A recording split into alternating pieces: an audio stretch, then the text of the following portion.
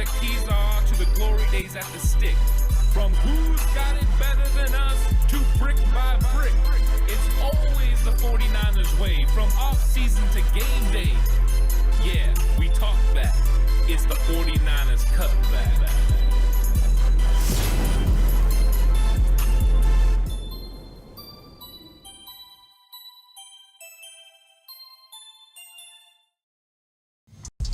It's 49ers Cutback Podcast time. Welcome to the show. Day 7 of training camp is in the books, and the 49ers are beginning block 3 of training camp. So how it works is they split these training camp sessions up into groups of 3s, and the 49ers are beginning the part 3 of their ascension. And Kyle Shanahan talked a little bit in his press conference about how they're building up for the reps that they're looking to get, and that today was an easy day and that they were going to ascend to a bigger number of reps tomorrow. So we saw in block 2 that there was one day that I think it was Monday that Brock Purdy took 27 reps with the first team. And that is kind of being the trend. They're working towards getting up to 40 snaps for the first team by the time they get to joint practices versus the Las Vegas Raiders next week. That's right. We're almost to joint practices. Preseason is a little over a week away for the 49ers. Of course, Hall of Fame game tonight. So this is going to be a fun one. We're going to go over what happened at training camp today. You know, some of the guys who are continuing the upward trend. We also have, unfortunately, some injuries and some guys that are banged up. We're going to go through that as well. And I want to play some clips from the Kyle Shanahan press conference because I thought there was a couple of interesting things that he said that maybe could give us some insight on a few players and maybe even a position group. So those will be coming along the way as well. So thanks everyone for coming through and joining. If you're in chat, thanks so much. What's up, Josh? How's it going? Dana in the house. What's up? And Josh says Mitchell is hurt again. And that's where I'm going to start. Elijah Mitchell was reported today that he is dealing with an abductor strain that's going to keep him out for a week. So it's not a huge injury, but I think all of us are kind of having that PTSD of like, oh no, not again. This is something that's not good as far as what Elijah Mitchell has done in the past with injuries. So yeah, the 49ers, not exactly, I'm sure, happy about this, but at least it's something that's pretty minor, nothing that's involving the knee. The knees were a big problem for him last year, 2 sprained knees. And Elijah Mitchell's looked so good at practice.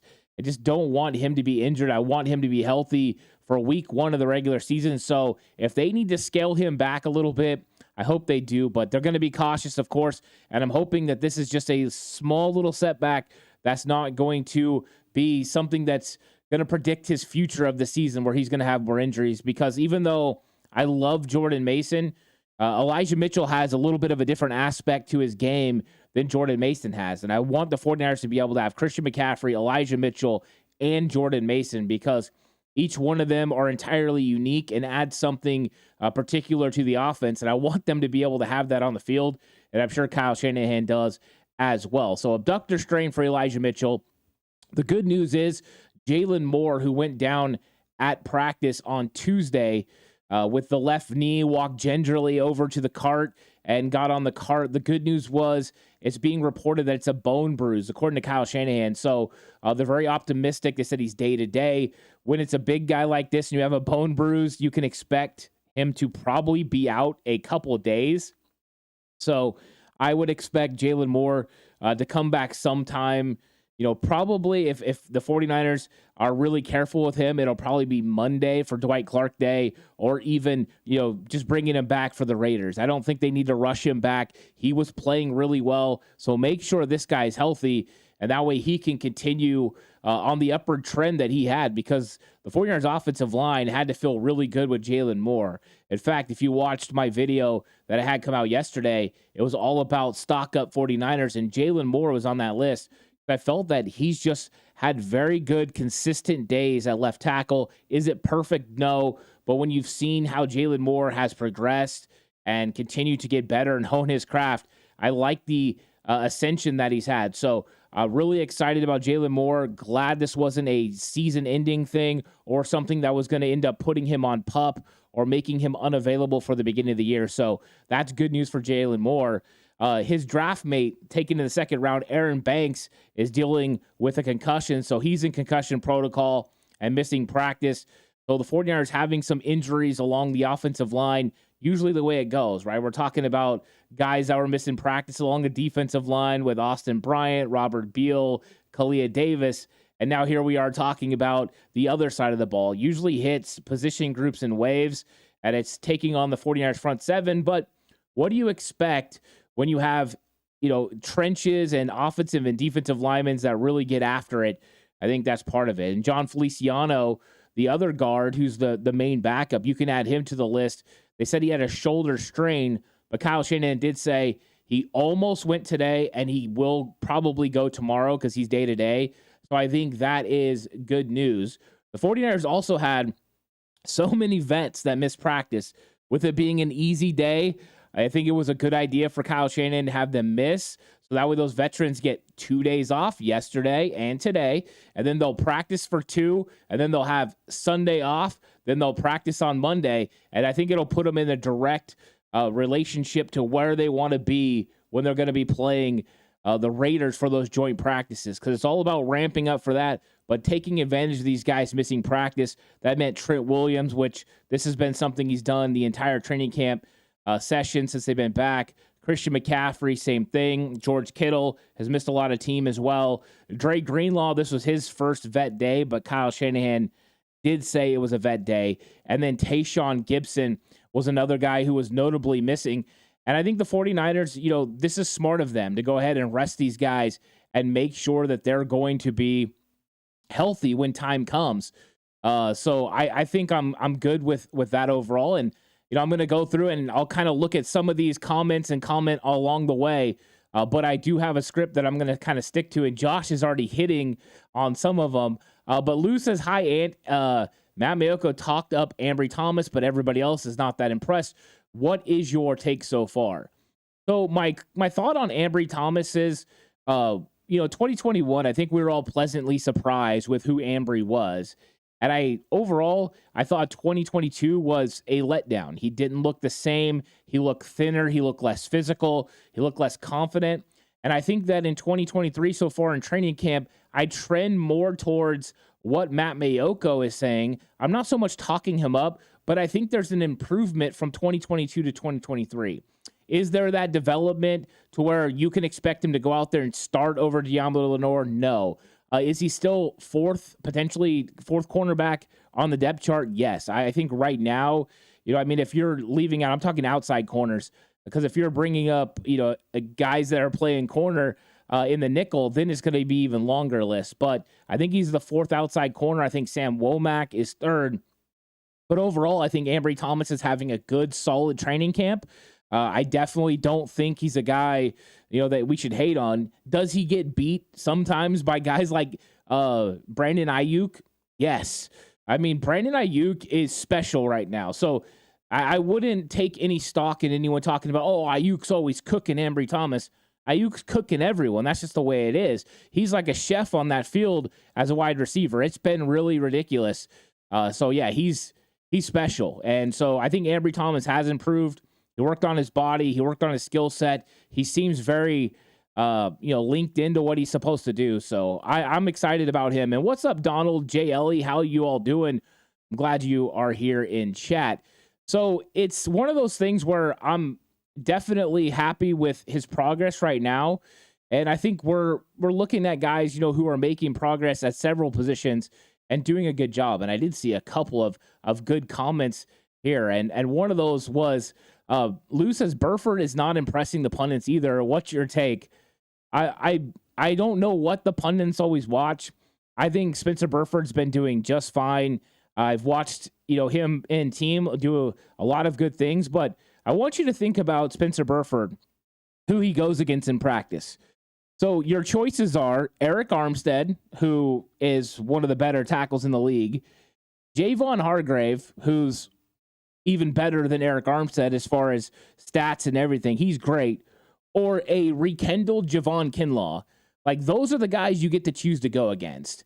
And you're kind of off times when you're getting a little bit of a break. You're going against a guy who's a great penetrator like Kevin Givens.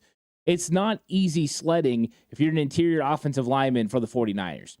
People will look at the one-on-one drills and expect Burford to be able to block some of these guys one-on-one in obvious pass sets. That's not good for any interior offensive lineman, let alone Spencer Burford. So I think Burford has looked slimmer. He's looked quicker. He's been making his blocks on the edge. And I think when we get into 11-on-11, he holds his own. And it feels like him, Brendel, and Colt McKivitz have a really good chemistry together. So I'm not worried about Spencer Burford and whether he's impressing or not. I think there's too much value sometimes put into one-on-ones. But also, you just have to look who he's going against. Iron sharpening iron. When Spencer Burford gets into the regular season, how often is he going to see a player as good as Javon Hargrave or Eric Armstead? It's not going to be consistent. So I'm not really worried about it. But it's, people's kind of attention to things is one thing. Like, they pay attention to certain things. It's not something I look at. When I'm evaluating players, I often look at their footwork, their hand placement, the type of set that they're getting when they're coming into their slide. When I'm talking about slide, I'm talking about kick slide. Those are all things that are being evaluated right now, and less about, whether they're getting, a pass rush move put on them, because that's just inevitable, especially when you don't have support from a center or from a tackle. And also the defender knows what the play is going to be. So I think I'm just, I'm okay with how everything is going right now with Spencer Burford, and I think he's going to continue to develop. I'm not really worried about it. And what's up, Freddie? How's it going? What's up, Baron? How's it going? And it's been fun so far. Training camp has been good. We've seen a lot of improvements. Josh talking about Jamison over Thomas. And I think Deshaun Jamison has been on a lot of people's radar. And I'm going to say this about Deshaun Jamison. I think he's been good with his footwork. He's been consistent. I think he's definitely within the conversation. Now I want to see what it looks like when we get into preseason games. When he's going out there and having to compete against some of these other players, how is he going to look? I think that's what I'm really curious. But I think it is within striking distance for him to be able to make some plays and then make this roster. So I wouldn't put Deshaun Jamison out of it for sure. I wouldn't put him in right now, only because, when you've got Lenore, Mooney, Isaiah Oliver, that's three. And then you've got guys like Ambry Thomas and Samuel Womack.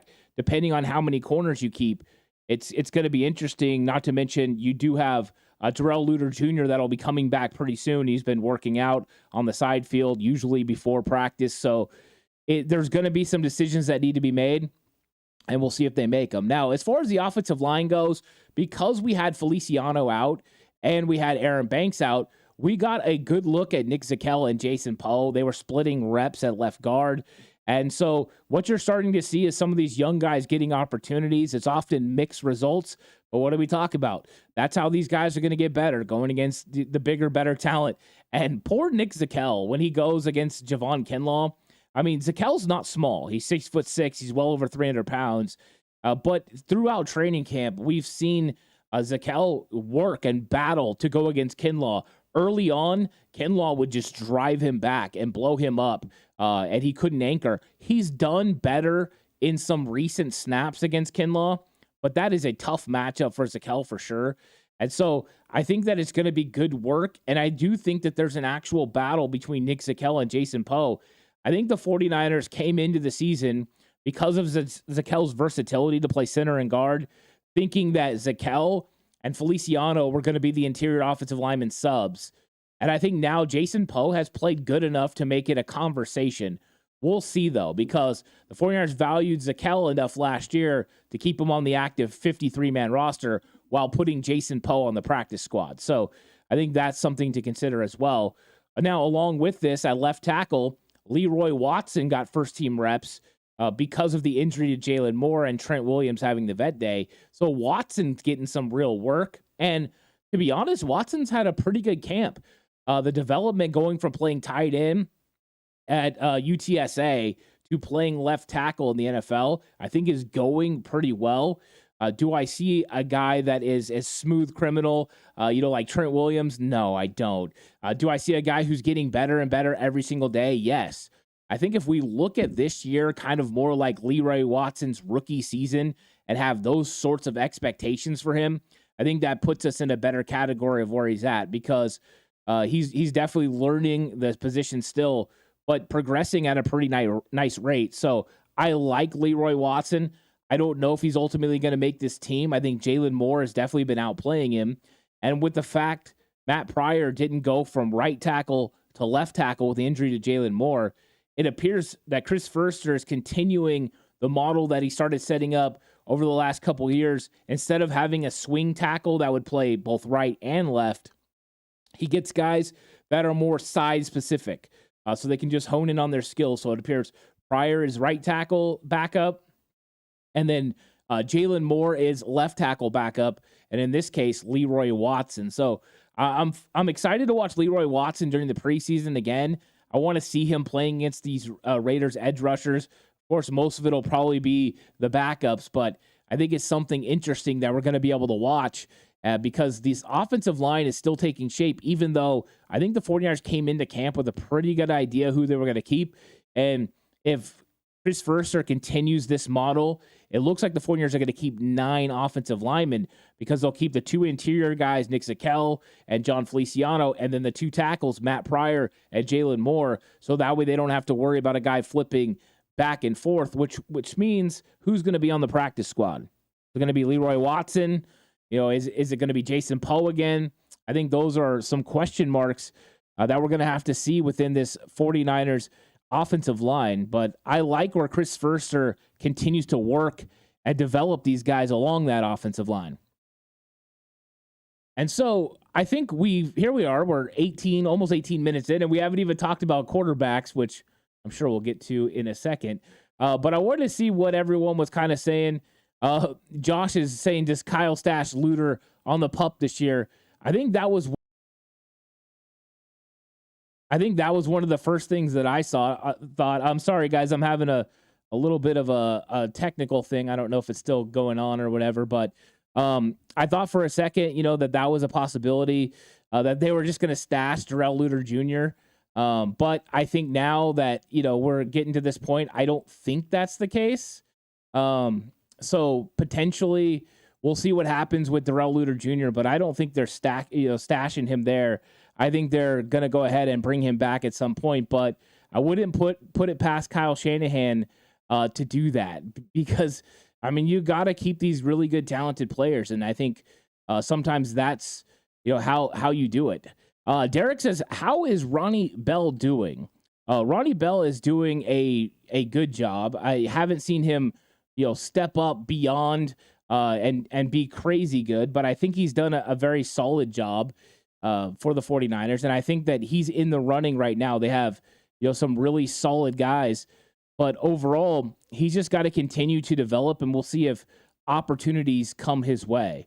Freddie says, what's the deal with Joey Fisher practice squad? I think that's the most realistic option for Joey Fisher right now. I think he's put in some good reps. He's looked good at times, but he's got some work that he's going to have to do, and I think he'll get there. I think it's just a matter of time before he develops into a solid player, and he may be a year off, but I do think Joey Fisher is a realistic option for the 49ers on their practice squad in 2023. So we'll see how that plays out, and if he ends up becoming the guy that we all hope he can be. But I think that's the trend right now, is who he could possibly be. So let's talk a little bit about quarterbacks. Of course, Brock Purdy, the big story, wasn't expected to practice today, and then he shows up and he gets 18 reps.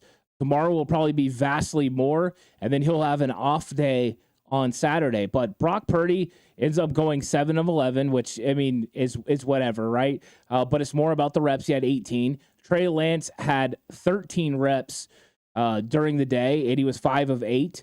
And then there was an INT. And with the INT, I kind of wanted to play a little bit about, what Kyle Shanahan had to say about the INT, because I think a lot of times context is so important. And Kyle Shanahan's going to give us a really good idea of what Trey was looking at and why he threw the interception.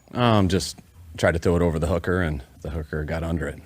So it's a high-low, and he was too deep, and he wanted the deep throw, and he's got to check it down.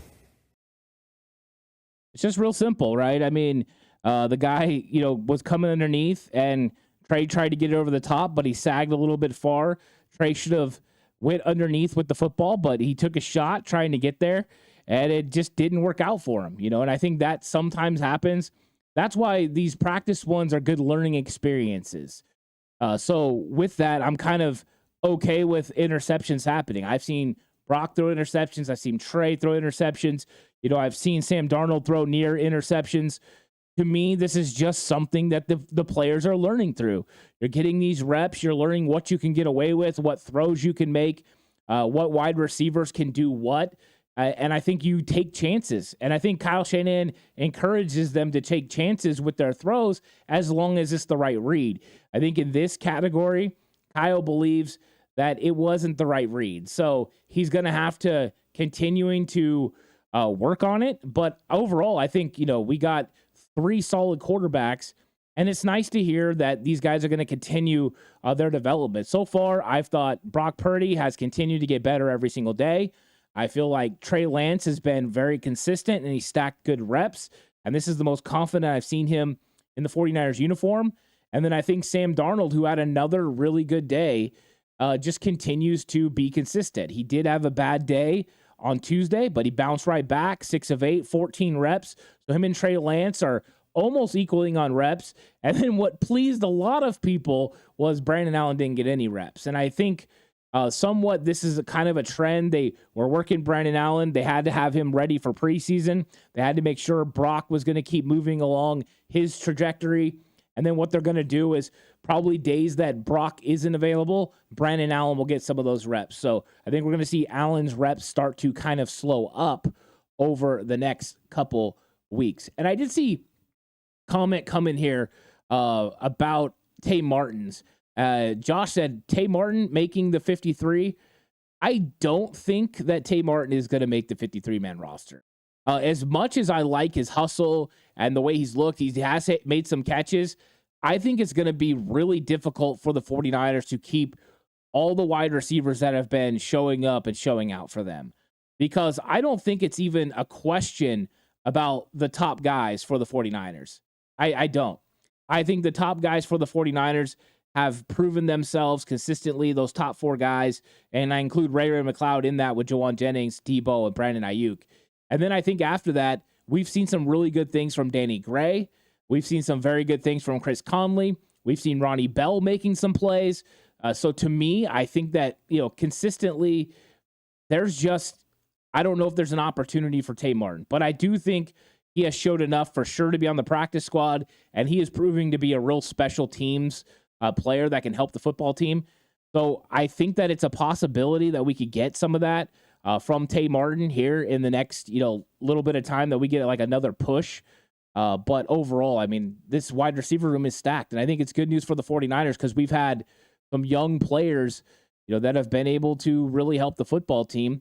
And I think one of those has been Danny Gray. And, you guys have heard me on here talk about how happy I've been with his progress in training camp. I've just seen a player that has been consistently good. His routes have been solid. He's been using his speed. They've been integrating him into the offense, using his abilities to get vertical, but also running him on crossers, running him on comebacks and digs. And so I've liked with Danny Gray where he has been.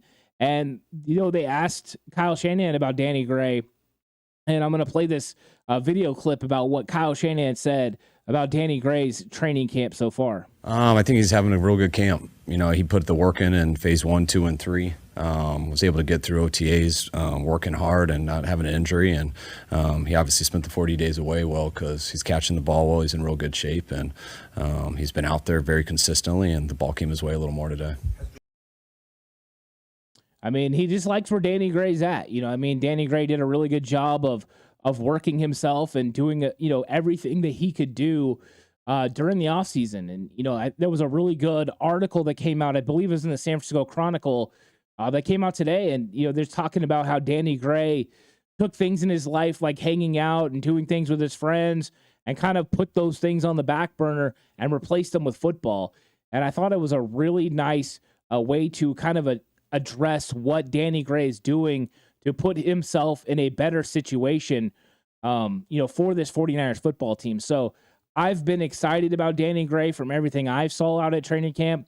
I thought he's consistently looked good every single day. And I know that he wasn't always getting opportunities with the ball being targeted to him. But like Kyle said, he had some opportunities today. He took advantage of those. And I think that's all you can count on and ask for from Danny Gray. And, today he made a great catch on a ball across the middle, play action from Sam Darnold, big time catch. And I think that's what we're seeing Danny Gray is going to be able to add to this offense. And I think it's realistic that, hey, when Ayuk or Debo need to come out, you have guys that can go in like Ray and Danny Gray and fill those roles. And to be honest, that's what you need. If Danny Gray could step up and be a solid backup X behind Brandon Ayuk, I think the 49ers would be very excited about that. And that's one of the things when you have young players, you have to kind of let them grow and develop and become, impact players for your football team. And Danny Gray, last year, 1 catch, 10 yards. I'm sure it was frustrating. He had 1 carry for 12 yards, not really getting to make the impact that he was expecting. And I think sometimes young players have a hard time looking back on that and saying to themselves, you have 2 ways to go. You can get frustrated and start giving up on yourself, or you can do like Danny Gray did, reassess, say, hey, I'm going to get even better. I'm going to put football first and other categories of my life and make sure that I go out there and get it done. So I think so. And Donald says they definitely are keeping Gray. And then Donald says, has Gray been more consistent on using his speed to get separation? Because that was a knock on him coming out. Yeah, he's doing that. He uses his speed. His routes are clean and crisp. He's able to get in and out of his breaks at a high level. To me, he's done a very good job, Donald. I've been impressed with Danny Gray overall. And I think Gray's added a lot to this football team. And I think you're going to see his speed on display for them all season long. Now, one thing that I've been kind of watching, and you guys who've been following my content so far during training camp, is I've been watching the 49ers young tight ends, because the belief has been, within the San Francisco 49ers organization and with fans, and I've been talking about it for a few years, I felt like they needed to upgrade tight end 2 and tight end 3 behind George Kittle. Well, they went out in the draft and they executed by getting Cameron Latu in round 3, Braden Willis in round 7, and those guys are coming in to compete. They still have Charlie Warner, they still have Ross Dwelley, and then they have Troy Fumagalli as the veterans.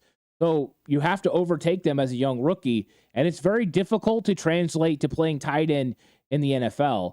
And I've been watching these guys, and one of the question marks has been for me, how are they going to translate in the run game? Were they going to be able to block inline? And we've seen it be hit and miss. I've seen Cameron Latu make a block here or there. I've seen Braden Willis try. They put him on the first team and to see what he could do.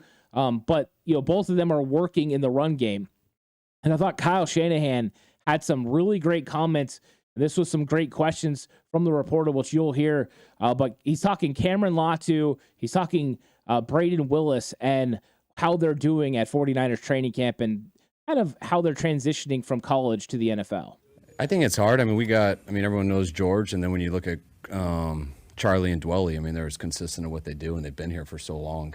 And then tight ends, there's so much that goes. We asked our tight ends probably to do more than any other position because how involved they are in the run game and the pass game, and those guys are getting thrown in it big. We just finished really our whole install, and hopefully it slows down a little bit for both of them as we get going here. Is tight end as hard a position to get a rookie reps out there? Yeah, I believe so. One, we got some depth at it, but they're getting the reps. But it's just all the stuff that takes a while to do. You can show up in one-on-ones and things like that, but we're trying to get them to play in our offense and learn how. It's hard to go out there as a tight end in the pass game if you can't contribute in the run game. And so you got to work at both just as much. And those guys don't get a lot of that in college football. I think that gave us a really good idea, of what Kyle sees from these tight ends. And, he talked about how much is put on a tight end that might be the toughest position on the football team to be able to adjust to. And then you've got, the fact that these 2 young guys have to be able to not just do it in the passing game, but also do it in the run game. And over the time that I've seen Braden Willis, I've seen him get more involved in the passing game, a few targets on Tuesday, 4 targets today. I think that Braden Willis is starting to be used a little bit more, depending on, what the 49ers are working on in their install. And Kyle talked about the install for the offense. And so I think these guys are going to continue to progress as they get more in tune with what the 49ers want from their tight ends, and they increase their ability to block.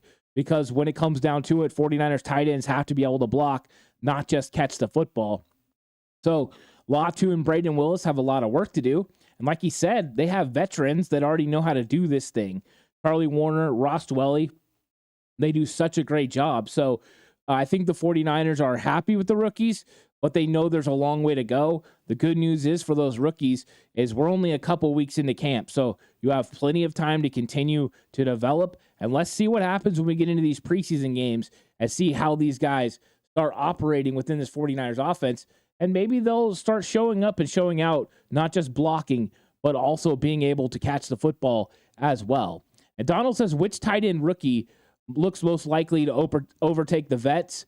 I think if I had to say right now, my belief would be it would be Braden Willis. And the reason being, Braden Willis is a little bit farther along as far as his blocking, and then just understanding what he needs to do in the offense. You could definitely tell Cameron Latu is more green, but I do like some of the things I see from Latu. I've watched him in one-on-one, so I can kind of see his route running. And, he's had some nifty ways to be able to create separation. I think it's unique. And I think sometimes when people see it, they think he looks slow or he looks unathletic. But to me, I think it's like Juwan Jennings, where there's little subtleties to his route running that make him a little bit more difficult to guard at times. And there was one play he had on Tuesday. He restacked. So he got past Jair Brown and he restacked and got over the top of him. And then he gave a little bit of an extra move and kind of got a little bit of about a 1 or 2 yard drift into the interior part of the field. And if Brandon Allen would have led him over the top, it would have been a touchdown. Allen threw to the outside and out of bounds. So I don't know if it was a mistake by Allen or a mistake by Latu, but that little subtle movement threw Jair Brown off and created separation. So I think those little intricacies within his route running could pay huge dividends. But we'll have to see how it plays out on the field. And if it plays out well, then he's going to be able to kind of step forward and make a play. If Cameron Latu isn't developing at a high level, likely the 49ers will keep 4 tight ends because I don't see them getting rid of Latu early. But Braden Willis could make this football team and be able to help for sure. So I kind of like the development of those guys overall, and I think they're doing a really good job. And that's what we're expecting from training camp is the ascension of some of the young players, the development of, and they're just going to keep getting better and better. So really excited overall about how training camp is headed. There'll be another training camp episode, coming after tomorrow's practice. Thanks everyone for joining me on 49ers Cutback on Believe. I really appreciate it. I hope I catch you guys all on the next one. Until then, stay safe and remember the right way is always the 49ers way.